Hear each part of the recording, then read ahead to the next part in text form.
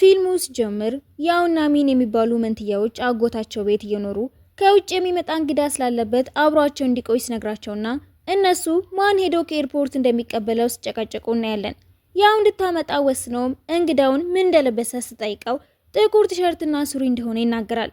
ወዲያውም እንደዛ የለበሰ ሰው ይመጣና መኪናዋ ውስጥ ልታስገባው ስትሞክር ሌላ ጥቁር የለበሰ ቆንጆ ወጣት ይመጣና የአጎቷ ጓደኛ እንደሆነ ይነግራቸዋል። እሷም በውበቱ እየተደነቀች መኪና ውስጥ አስገባውና ልታዋራው ትሞክራለች። እሱም ዶክተር እንደሆነ ብቻ ነግሯት ዝም ይላታል። ብዙ ማውራት እንደማይወድም ትረዳለች። ቤት እንደደረሱ ሚን ወጣት መሆኑን ሳየው እንደሷው ይደነግጣል። ክፍሉንም ታሳየዋለች። በነጋታውም ስራ ቦታ ሄዳ ለጓደኛዋ ይሄ ጉን የሚባል ልጅ ማውራት አይወድም፣ እኔና ወንድሜ ባወራ ነው ራሱ በጣም የተናደደብን ነበር፣ ምን እንደሚሻለን እንጃ።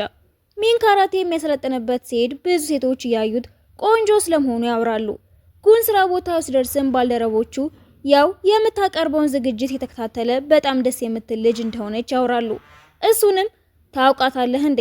አዎ አብረን የምንኖረው ግን እንደምታዩት አይደለችም፣ ልብሷን እንኳን ገልብጣ የምትለብስ ጅል ልጅ ናት። ከስራ ሲመለሱም አብሯቸው ፊልም እንዳይ ይጠሩትና በመስማማቱ ይገረማሉ።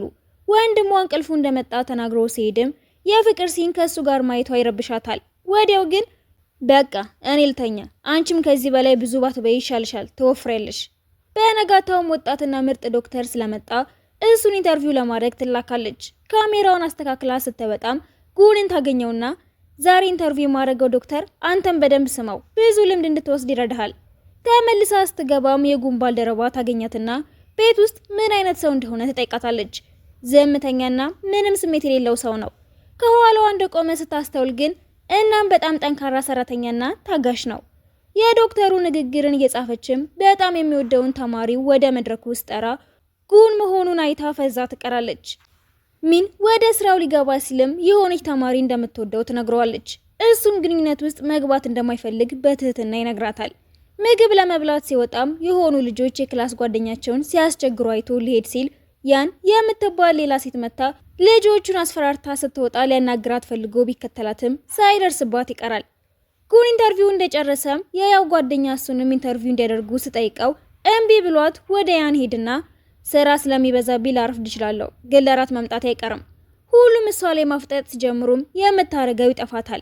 ከሚን ጋር ወደ ቤት ሲመለሱም ያደረጋትን በሙሉ ትነግረውና ራሱን ለማስመለጥ ብሎ እኔን የማይሆን ሁኔታ ውስጥ ነው ከተተኝ፣ ከሱ ጋር ስላለኝ ግንኙነት ለሁሉም ሳብራራ ነው ያልኩት። ሚንም በተከታታይ ቀናት ያንን ለማግኘት ቢመላለስም ያጣታል። ተስፋ ሲቆርጥም ያው የምትሰራበት ሚዲያ ላይ ጋዜጠኛ እንደሆነች ይደርስበትና ደስ ይለዋል። ያው መንገድ ላይ ጉንን ታገኘውና ሳትሸኛው ጥላው ትሄዳለች። እሱም ሊፍት ውስጥ እቃ ተሸክማ ያገኛትና የምትሄድበትን ሳይነካላት በደረጃ እንደሚወጣ ተናግሮ ሲሄድ ወጥታ ትከተለዋለች።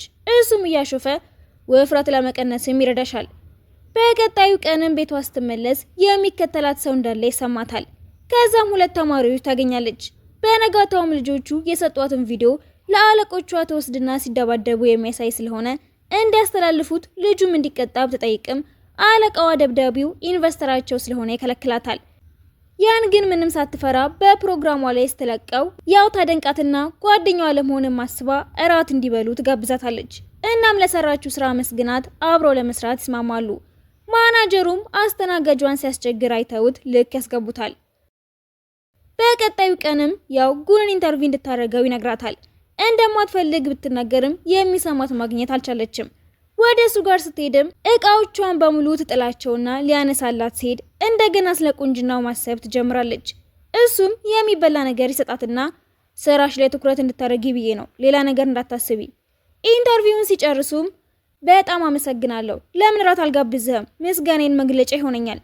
ሱፐርማርኬት ውስጥ ሲገቡም ተመሳሳይ የቁልፍ መያዣ ይሰጣቸውና አንዱን ራሷ ጋር አስቀምጣ አንዱን ስትሰጠው የወደደችው ስለመሰለው ደስ ይለዋል። እንደወጡም አደጋ የደረሰበት ሰው ያገኙና እሷ ያገዘችው የመጀመሪያ እርዳታ ይሰጡታል። አምቡላንሱ ሲደርስም ያመሰግኗቸዋል። እሷም እጁ እንደተጎዳ ስላየች ፕላስተር ታመጣለትና ስለረዳሽኝ አመሰግናለሁ፣ ችግር የለውም ግን ራቱ ቀርቶብን ቤት ብንገባን የሚሻለው። እሱ እቅዳቸው በመሰረዙ ቢከፋም ምንም ሳይነግራት ወደ ቤት ይመለሳሉ። ወንድሟም ከመቼ ጀምሮ እንደተቀራረቡ ያስባል። የእሷን ፕሮግራም እያየ ስታገኘውም ደስ ይላታል። እሱ ግን ያንን ለማየት የሚያደርገው ጥረት እንደሆነ በውስጡ ያስባል። ያው ሶፋ ላይ ተኝታ ሲያትም ጉን ያለብሳትና በድንገት ስትነቃ ምን እያረክ ነው? በድጋሜ ላመሰግንሽ ፈልጌ ነበር። እሷም ከመቼ ወዲህ እንደዚህ አሳቢ እንደሆነ ታስባለች። በነጋታውም ጓደኛዋ ስለ ጉን ብዙ ያወራች እንደሆነ ትነግራትና ለመሸፋፈንም ትሞክራለች።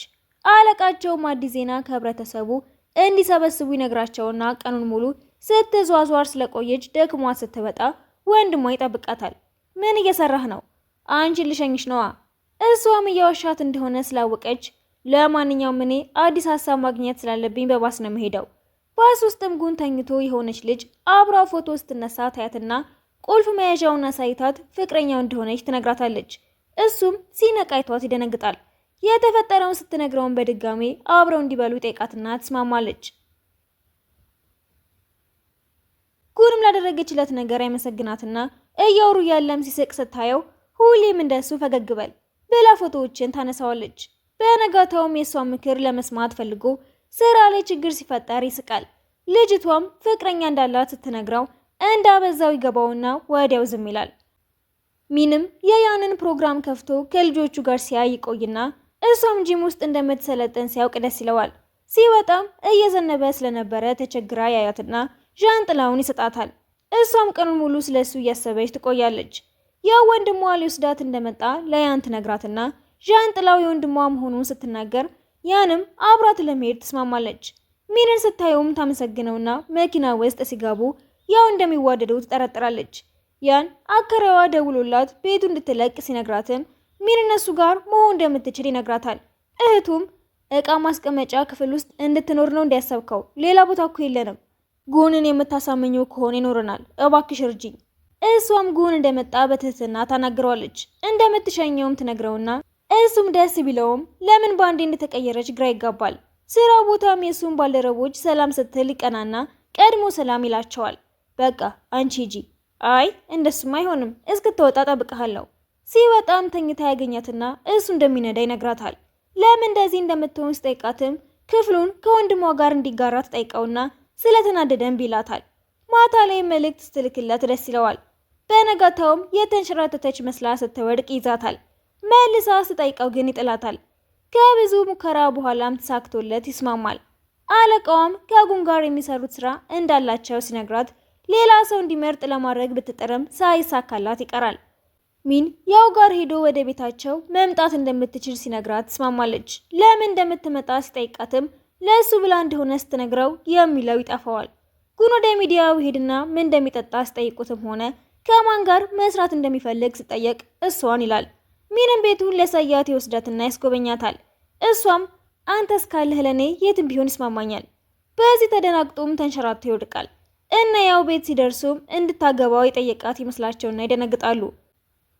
ነገሩን ሲያብራራላቸውም ተረጋግተው የመንታዎቹን የህፃንነት ፎቶ እያዩ ዘና ይላሉ።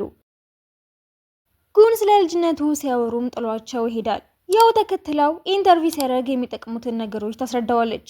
ጠዋት አንድ ላይ ሲወጡም ያያቸው ሁሉ ባልና ሚስት ይመስሏቸዋል። እሷም ሁኔታውን ለማስረዳት ብትሞክርም ሳይሳካላት ይቀራል። ቀረጻዋን ስትጨርስም የቀረውን እሷ እንደማስተማሪያ እንዲጠቅማት ይጠይቋታል።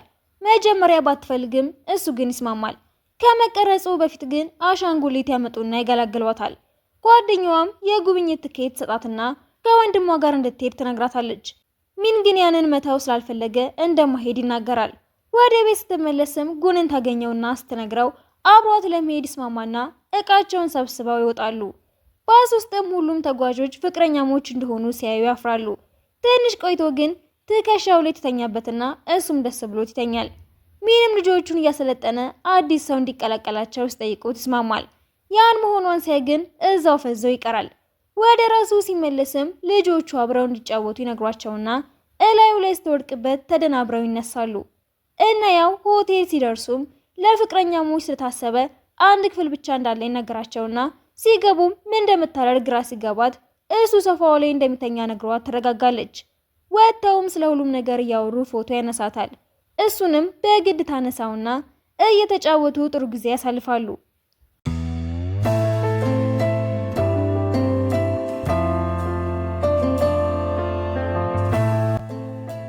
ስትመለስም የድሮ ፍቅረኛዋና ጓደኛዋን ታገኛቸውና ፍቅረኛ ያሽ ወይስ አሁንም እንደ ህፃን እያረገች ነው?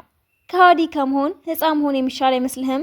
ምግብ ሊገዙ ሲሄዱም ጉን ስለሷ መጥፎ ሲያወሩ ይሰማቸውና ያቀረውን በሙሉ ገዝቶ ምንም ሳያስቀርላቸው ይሄዳል።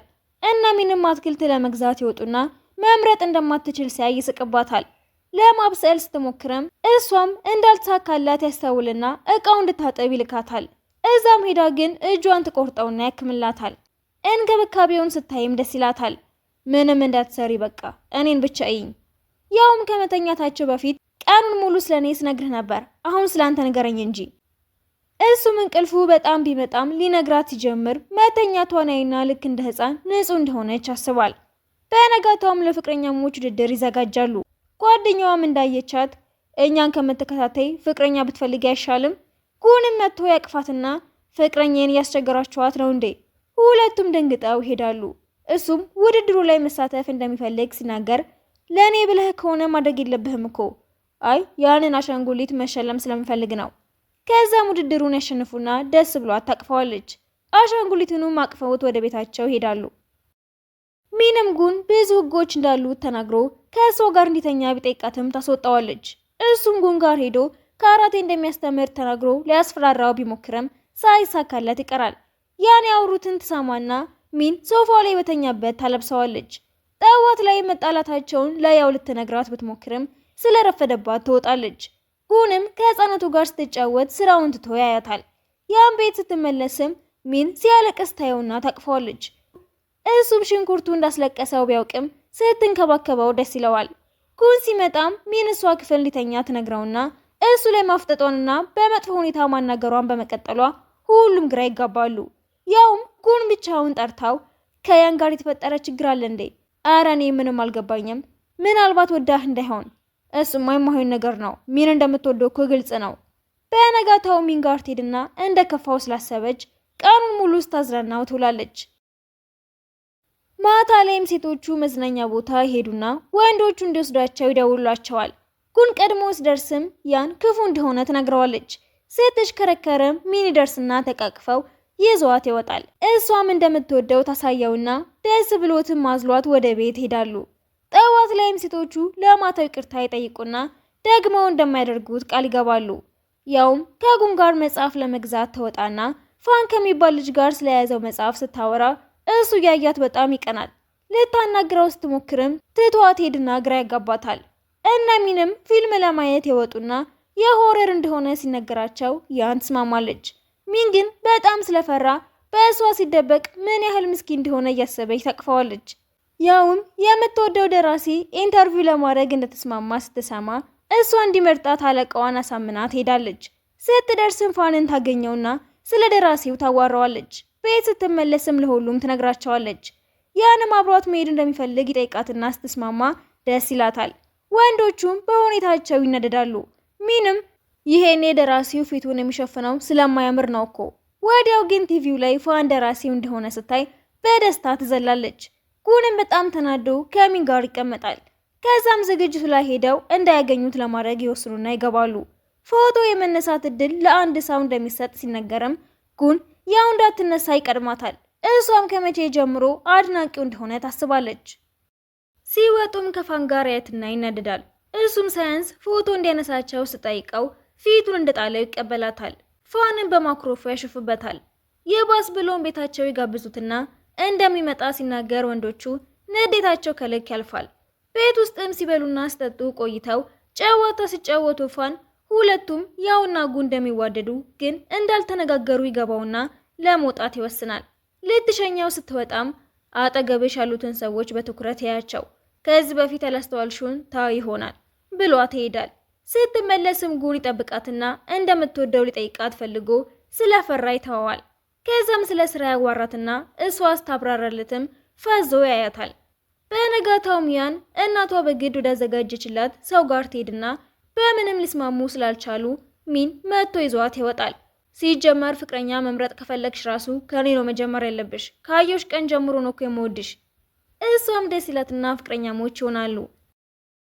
እና ያውም ህፃናቱ ጋር ሄዱና ጥሩ ጊዜ እያሳለፉ ከሁሉም የተገለለውን ልጅ ይረዱትና ከሌሎቹ ጋር መጫወት ይጀምራል። ሲጨርሱ ግን የሁሉም ወላጆች ሲመጡ የእሱ ግን ይቀራል። የውስጥ ጠይቀውም አያቱ እንደሚያሳድገውና አርፍዶ እንደሚመጣ ሲነግራቸው መዝናኛ ቦታ ወስደውት አብረውት ሲጫወቱ ይቆዩና ሲመሽ ወደ ቤታቸው ይመለሳሉ። እነ ሚንም አንድ ላይ ሳያዋቸው ፍቅረኛሞች እንደሆኑ ይነግሯቸዋል። እሷም ተናዳ እዚህ ቤት ማንም የማንም ፍቅረኛ እንደማይሆን ተረጋግረን ነበረ፣ ማን የጀመረው? እነሱም ቀድሞ የወደደው ማን እንደሆነ ሲጨቃጨቁ ዝም እንዲሉ ትነግራቸዋለች። ጠዋት ላይ ሚን ጫማዋን ሲያስርላት ታገኘውና በጣም ተናዳ ትመለሳለች። ለጉም ወንድሜ ፍቅረኛ ይዞ እኔ መቅረት የለብኝም፣ እኔም ፍቅረኛ ፈልጋለሁ ስትለው እንጆሪውን አፏ ውስጥ ከቶ ጥሏት ይወጣል። ማታ ላይም ሁሉም አንድ ላይ ፊልም እያዩ ያው እጁን ትይዘውና እባክህ ከጓደኞች መሃል ፍቅረኛ ፈልግልኝ። በፍጹም አይሆንም እንዳታስቢው። ለህፃናቱ ባደረጉት እርዳታም ጉን ታዋቂ ሰው ይሆናል። እሱ ግን ሙሉ ትኩረቱን ለያው እንዴት ፍቅሩን መግለጽ እንዳለበት እያሰበ ያሳልፋል።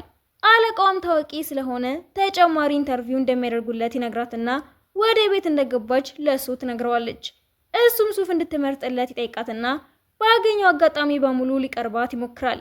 ኢንተርቪው ላይም ሴትየዋ ስለ ጤናማ ምግብ ስትጠየቅ ሌሎቹ ሚስታቸው ስለሚሰሩላቸው ሲያወሩ እሱም ስለሷ ያወራና ግራ ትጋባለች። ካሜራማኑም እዛ የምትሰራው ልጅ ሲያስቸግራት ታየውና ልታድናት ስትሄድ ገፍትሮ ይጥላታል። ጉድም አድኗት እግሯን ወለ መስላላት ሐኪም ጋር ይወስዳታል።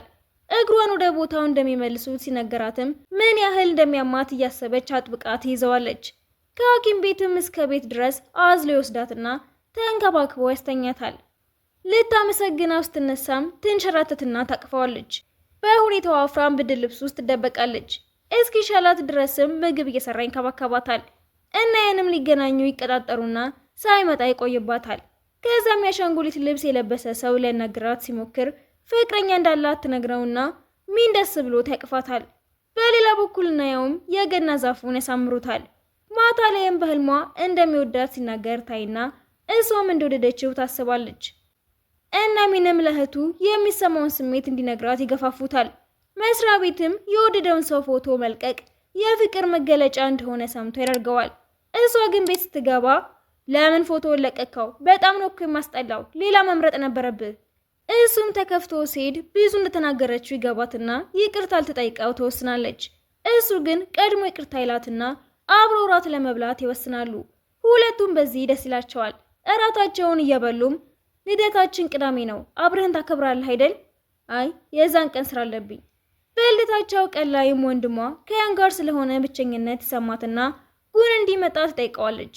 እሱም አድራሻውን ይነግራትና ስትደርስ ኬክ ይዘው ጠብቋት ስራ ያለብህ በመምጣትህ አመሰግናለሁ።